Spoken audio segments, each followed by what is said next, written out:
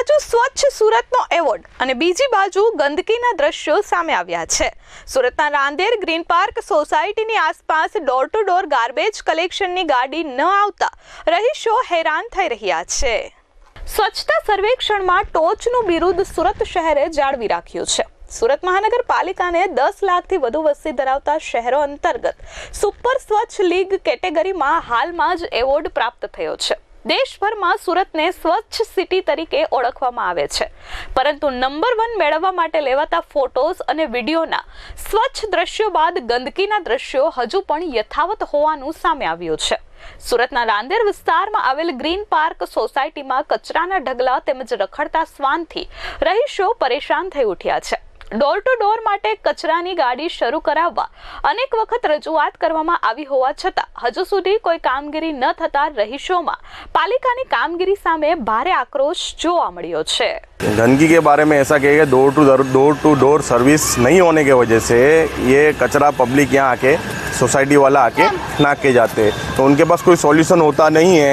कितनी भी कंप्लेन होने के बाद 1 दिन आने के बाद 8 दिन गाड़ी नहीं आती है, उसके बाद पब्लिक यहाँ आके फेंक के कचरा चली जाती है। अगर डोर टू डोर सर्विस अगर चालू हो जाए डेली के डेली, तो ये सॉल्यूशन दूर हो जाए। या फिर यहाँ अपने एसएमसी वाले साहब को अगर यहाँ एक गाड़ी या एक कंटेनर रख देवे तो उसका सॉल्यूशन हो जाए। कुत्तों के लिए ऐसा है कि अगर कचरा पड़ता है उसके जो कुत्ते ज़्यादा आते हैं, 3-4 दिन पहले एक बनाव भी बना है, एक बच्चों को कुत्ता काटा भी है और रात को पब्लिक के पीछे और बच्चों के पीछे दौड़ते भी है। 15,000 की बस्ती है, हमारे बच्चे सबके सोसाइटी में से निकलते हैं, हमको डर रहता है कि कुत्ता हमारे बच्चों को काट नहीं खावे। इसके लिए हमने बहुत बार कंप्लेन की है, पर इसका हमारे को उच्च अधिकारियों से सही से जवाब मिला। ये तो समझो कंटिन्यूज़ है, जब से डोर टू डोर की सर्विस आई है तब से कंटिन्यूज़ है। और कंप्लेन हम 1 बरस से करते हैं, अभी हम 1 महीने से तो मैं खुद कंप्लेन कर रहा हूँ, 3-4 कंप्लेन करी है। वो जिस दिन कंप्लेन करते हैं उस दिन साफ़ सफाई करके आके चले जाते हैं, उसका दूसरे दिन जैसा था वैसा हो जाता है। और डोर टू डोर गाड़ी की भी हम डेली कंप्लेन करते हैं, पर उसका कोई निवारण आता नहीं है। મારું નામ શેખ મોહમ્મદ સોહેલ છે। રાંદેર વિસ્તારની અંદર આપણે અહીંયા ગ્રીન પાર્ક સોસાયટીની પાસે ઊભા છે। આ જે સમસ્યા છે તમે મારા પાછળ જોઈ શકશો, કચરાનો ઢગલો થયો છે। રાંદેરના દરેક વિસ્તારમાં દરેક નુક્કર પર 100 મીટરના નુક્કર પર તમને કચરાના ઢગલા જોવાશે।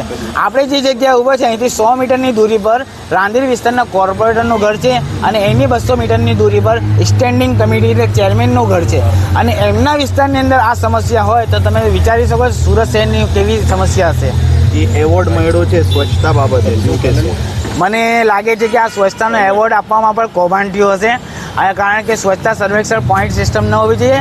જમીની સ્તર પર ઉતરીને એનું સર્વેક્ષણ થવું જરૂરી છે, કારણ કે ઠેર ઠેર કચરાના ઢગલા છે, આરોગ્યના જે કામો છે એ થતા નથી। તો આ સર્વેક્ષણ કયા બેઝ પર જોઈએ છે મને સમજાતું નથી, કારણ કે આવો જો બેઝ હોય જે કચરો દેખાય છે એના પર તો મને લાગે છે કે 100 નંબરમાંથી ને 0 નંબર આવવા જોઈએ।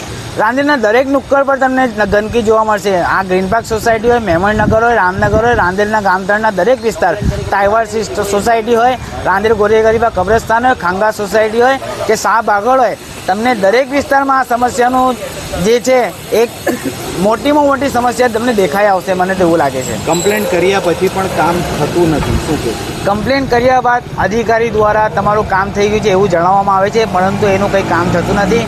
સર્વેક્ષણ થાય છે, સફાઈ પણ થાય છે, સફાઈ થયા બાદ અડધો કલાકમાં ફરી એકવાર ડોર ટુ ડોરની ગાડી ના આવવાને કારણે આ સમસ્યા ઊભી થાય છે। શું કહેશો સરકારને? સરકારને હું એમ જ કહીશ કે આજે તમે પેટા કોન્ટ્રાક્ટની સિસ્ટમ કે કોન્ટ્રાક્ટરોની જે સિસ્ટમ શરૂ કરી છે એને બંધ કરો અને જે કાયમી ધોરણે જે આપણે સફાઈ કામદારો છે એ લોકોને કાયમી કરીને આ સફાઈનું કામ કરાવવામાં આવે। Bureau report S24 news Surat.